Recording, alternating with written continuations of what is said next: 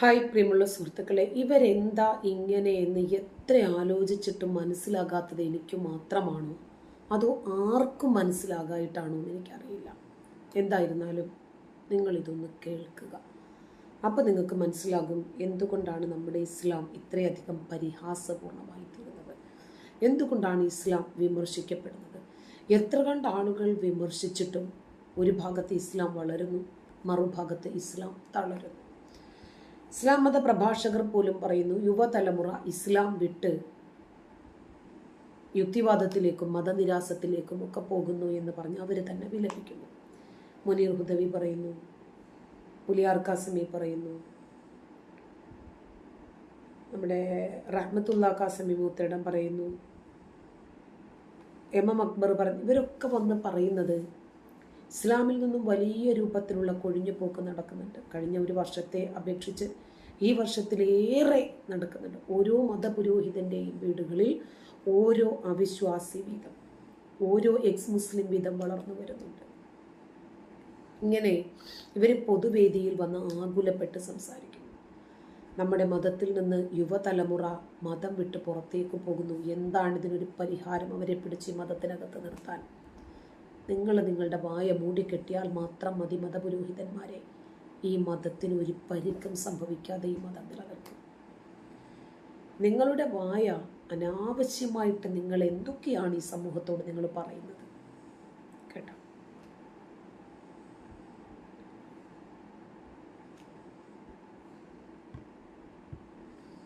തീട്ടം എന്ന് പറഞ്ഞാൽ ഒക്കെ ഒരുപോലെ. രാജാവ് തൂറിയാലും തീട്ടാണ്, കുബേരൻ തൂറിയാലും തീട്ടാണ്, അതേ മസ്തൂരി തൂറിയാലും തീട്ടാണ്, അടിമ തൂറിയാലും തീട്ടാണ്. രാജാവ് തൂറിയാൽ സ്വർണ്ണത്തീട്ടം, കുബേരൻ തൂറിയാൽ വെള്ളിത്തീട്ടം, അങ്ങനെ ഉണ്ടാവില്ല. തീട്ടം എന്ന് പറഞ്ഞാൽ അത് ചെറിയ ക്യാരറ്റ് കമ്മി 19 ക്യാരറ്റ്, 914 ക്യാരറ്റ്, 20 അങ്ങനെ ഉണ്ടാവില്ല. തീട്ടം തീട്ടം ഒക്കെ തീട്ടം. ഈ അടുത്ത ഒരു പ്രോഗ്രാമിൽ ഉണ്ടായിരുന്നു, ചാട്ടത്തിൽ പേച്ചാൽ തീട്ടത്തിൽ വീണു പോകും എന്നായിരുന്നു മുൻഷിയുടെ ആ ഒരു സന്ദേശം. റഹ്മത്തുള്ള കാസിമിക്കും ചാട്ടം പേച്ചപ്പോ അവസാനം വീണത് തീട്ടത്തിലാണ് എന്ന് ആമുഖമായി സൂചിപ്പിക്കാം. എന്താ ഇതിന് മറുപടി പറയുക? ഇസ്ലാമിനെ അനാവശ്യമായി വിമർശിക്കുന്നു എന്നാണ് ഇവർ പറയുക. ഞങ്ങളുടെ മതത്തെ ആക്ഷേപിക്കുന്നു, ഞങ്ങളുടെ മതത്തെ തെറി പറയുന്നു, ഞങ്ങളുടെ മതപുരോഹിതന്മാരെ അനാവശ്യം പറയുന്നു, ഞങ്ങളുടെ മതഗ്രന്ഥങ്ങൾ വെച്ച് വിമർശിക്കുന്നു എന്നൊക്കെയാണ് പറയുക. നിനക്ക് നിങ്ങൾ എന്ത് മറുപടിയാണ് പറയുക? എന്തുകൊണ്ടാണ് ഈ മതം വിമർശിക്കപ്പെടുന്നത് നിങ്ങൾക്ക് മനസ്സിലായോ? ഇനിയും കേട്ടോ ഒരെണ്ണം കൂടി. ഒരു ഹദീസിൽ വന്ന കാര്യമാണ് കീഴ്വായുവിന്റെ കീഴ്വായു കൊണ്ട് പരീക്ഷിക്കപ്പെട്ട ആളുകളാണ്. എങ്ങനെ എന്ന് വെച്ചാൽ നിൽക്കാത്ത വിധം ചിലപ്പോ ധാരാളമായി കീഴ്വായി പോയി ഒന്നും ചെയ്യാനൊന്നും നിൽക്കുന്നില്ല. അത്തരം ചില ആളുകൾ ഒക്കെ ഉണ്ടാവും. അപ്പൊ അത്തരം ഘട്ടത്തിലാണ് നബിയോട് ചോദിച്ചത് കീഴ്വായു പോകുന്നത്. പക്ഷെ എനിക്ക് ഓരോ ഇല്ലേ സംശയം, കീഴ്വായു പോയോ ഇല്ലെന്ന് സംശയമുണ്ട്, ഞാൻ എന്ത് ചെയ്യും എന്ന് ചോദിച്ചപ്പോഴാണ് നബികൾ പറഞ്ഞത്, ശബ്ദം കേൾക്കുകയോ സ്മെല്ല് വരികയോ ചെയ്യുന്നത് വരെ നീ പരിഗണിക്കേണ്ടതില്ല എന്നുള്ളത് ആ ഒരു വിഷയത്തിലാണ്. കീഴ്വായി പോയാലും ഒന്നും മുറിയാന്നല്ല, കീഴ്വായി പോയി നോക്കുന്നുണ്ടോ ഒന്നും മുറി. പക്ഷെ സംശയം കീഴ്വായി പോയോ പോയില്ലേ. അപ്പൊ ആ സംശയത്തിന്റെ പേര് മാത്രം അവൻ നിസ്കാരത്തിൽ ഒഴിഞ്ഞു പോകേണ്ട കാര്യമില്ല. അപ്പൊ പോയോ ഇത് ഉറപ്പിക്കാതെ രണ്ട് മാർഗമാണ്. സ്മെല്ല് ഉണ്ടാകും, അല്ലെങ്കിൽ വാസന ഉണ്ടാകും. അതാണ് ശബ്ദം കേൾക്കുന്നത് വരെ അല്ലെങ്കിൽ വാസന ഉണ്ടാകുന്നത്. ഒരു കീഴ്വായു മതി ജീവിതം മാറി മറിയുമെന്നർത്ഥം. ഒരു കീഴ്വായു മതി ജീവിതം മാറി മറിയും. പറഞ്ഞ് നിങ്ങൾക്ക് മനസ്സിലായില്ലേ? ഇമാമും മഅ്മൂമുകളുമായിട്ട് നിന്ന് നമസ്കരിക്കുന്നു. അപ്പോൾ ഈ നമസ്കാരത്തിൽ നിൽക്കുന്ന ഇമാമിന് തോന്നുവാണ് ഒരു കീഴ്വായു പോയോ, നമസ്കാരം നിർത്തണ്ട, അയാൾ എന്ത് ചെയ്യണം?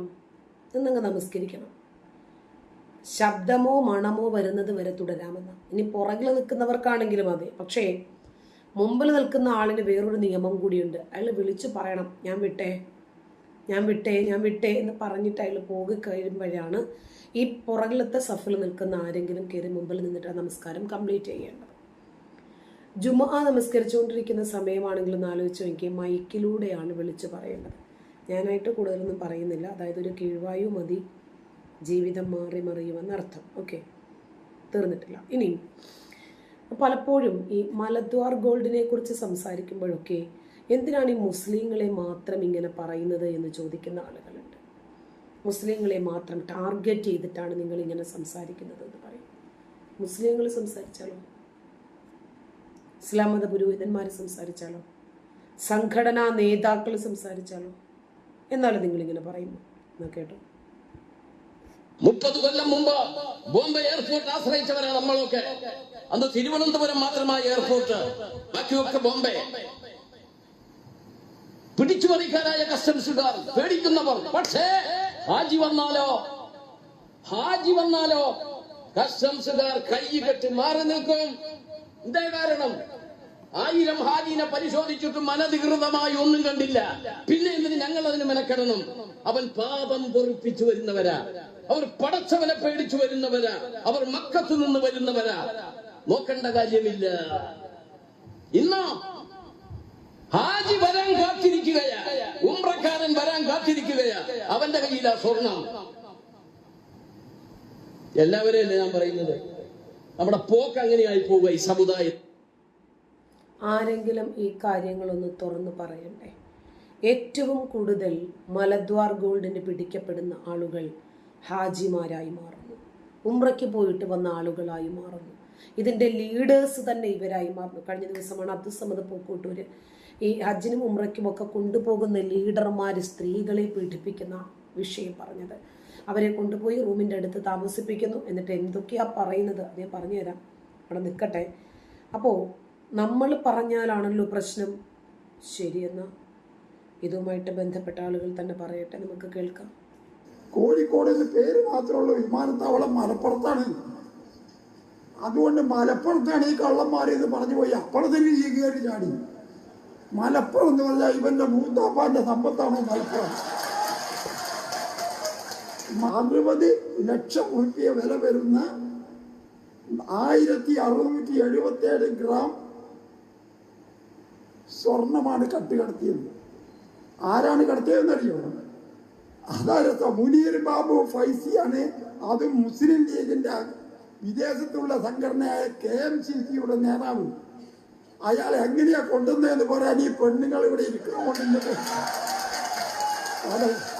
പടച്ച തമ്പുരാനെ, ഞാൻ അത്ഭുതപ്പെട്ടു പോയി. ഇയാളെ കഴുത്ത് കടത്തിയിട്ട് ആ സാധനം വലിച്ചെടുക്കുന്ന ഫോട്ടോ എന്റെ മൊബൈലിലിട്ട് ഞാൻ വേണമെങ്കിൽ കാണിച്ചു തരാം. ആര്? ഫൈസി. പറയാൻ പാടില്ല, ഇസ്ലാമായി പോയി. മുസ്ലിയാരാണ്. മുനീർ ഫൈസി എന്നാണ് അദ്ദേഹത്തിന്റെ പേര്. ഇന്നലെയാണ് ഈ സംഭവം. വലിച്ചിങ്ങനെ എടുക്കുക. എത്ര?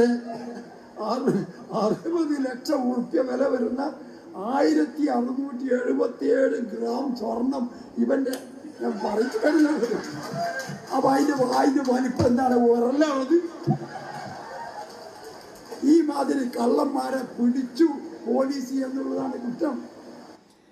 ഇവര് ചെയ്യുന്ന ഏതൊരു കുറ്റവും ഒളിപ്പിച്ചു വെക്കണം, പുറത്ത് പറയാൻ പാടില്ല. കാരണം മുസ്ലിങ്ങളായി പോയി. മുസ്ലിങ്ങൾ ചെയ്യുന്ന ഏത് തെമ്മാടിത്തരവും ഒളിപ്പിച്ചു വെക്കണമല്ലോ. ഇപ്പൊ ഇസ്ലാമിനെ വെള്ളപൂശാൻ വേണ്ടിയിട്ട് ഇസ്ലാമിലുള്ള എല്ലാ ഇത്തരം വൃത്തികേടുകളെയും ന്യായീകരിക്കാനും വെളുപ്പിക്കാനും യൂട്യൂബിൽ ചാനലും തുടങ്ങിയ കുറേ പിള്ളേരുകൾ ഇറങ്ങിയിട്ടുണ്ട്. പക്ഷേ നല്ലൊരു ശതമാനം ആളുകൾക്ക് ഇതൊക്കെ കേട്ടാലെങ്കിലും നേരം വെളുക്കും, അവർക്ക് ബോധ്യപ്പെടും. അവർ ചിന്തിച്ചു തുടങ്ങും, പ്രവർത്തിച്ചു തുടങ്ങും. അതുപോലെ ചിന്തിക്കാൻ മാത്രം ധൈര്യം പോരാ, ഉറക്കെ തുറന്ന് പറയാനും ധൈര്യം വേണ്ടേ? അതുകൊണ്ടാണ് ഈ മതത്തിൽ നിന്നും ഏറ്റവും കൂടുതൽ ആളുകൾ ഞങ്ങൾക്ക് വേണ്ട ഇത് പുറത്തോട്ട് വന്നുകൊണ്ടിരിക്കുന്നത്. നന്ദി.